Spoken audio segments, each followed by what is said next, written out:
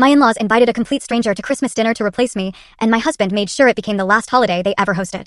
Caleb and I have been married for 4 years, but even at our wedding, I remember thinking his family seemed a little too perfect. His parents gave this big toast about legacy and future grandkids, talking like they were already mapping out our entire lives.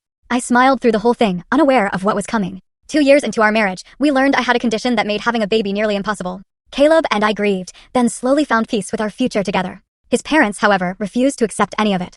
The comments started small, which made them easy to ignore at first.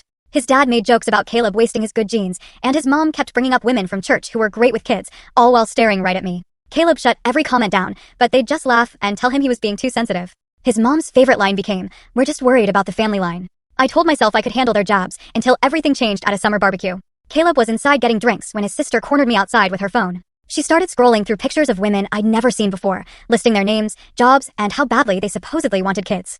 "Just in case things don't work out," she said with this sugary smile that made my stomach twist. We all know Caleb wants to be a dad. He shouldn't have to sacrifice that.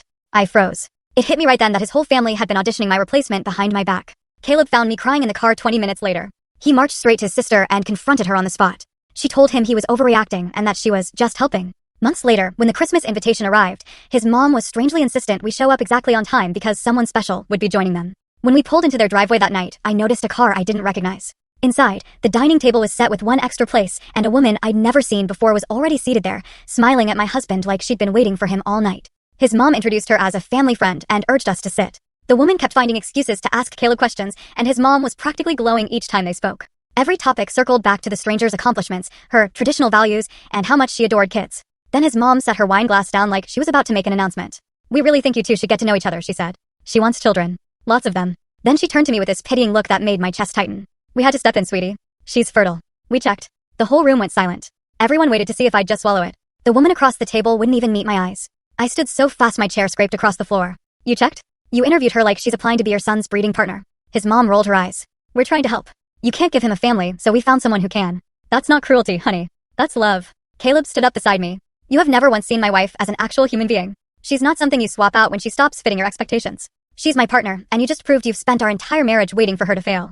His dad jumped in. "We gave you everything. We paid for the wedding. We deserve grandchildren, and if she can't provide them, then we're allowed to find someone who will." Caleb's voice went ice cold. "You're doing this because you think women are livestock." The stranger finally spoke, her face pale. "They told me you two were separated. They said you just wanted me to meet a family friend going through a divorce." She stared at his parents like she'd just realized she walked into a trap. "You told me she was already out of the picture." Full story on the channel. Link below. Click now and watch what happened next.